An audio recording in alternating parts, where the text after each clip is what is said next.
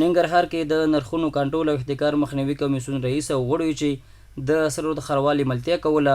د سرو د ولسوالۍ د خښتو بټیو څخه د څارنې پر مهال له ټاکل شوي نرخنامې څخه د سرغړونې له امله د خښتو پلور بند کړ. ننګرهار کې د نرخونو کنټرول او احتکار مخنیوي کمیسیون رئیس مولوي عبدالله ساجد ملي راډیو ټلویزیون ته وویل د ځینو بټیو مالکانو خښتې په خپلسري ډول په لوړه بیه پلورلې او ټاکل شوي نرخنامې څخه یې سرغړونه کوله. دا چې موږ مخکې دوی ته یو نرخنامه ټاکلې وه، په دې نرخنامه باندې اکثرو بټیو والا عمل نه دی کړی، په ګرانه یې خرڅوي. تر دې وروسته د دغو بټیو چې موږ ورته راغلي یو د دیو مهرلاک به په دغه طریقه مې چې نظامي مجاهدینو ته به سپارښتنه کوو او خبره به ورته کوو چې د هغه ځای څخه دوی ته ګاډي نه راپرېږدي او نه د دې خوا څوک پرېږدي تر څو دوی هغه قانون ته برابر شي.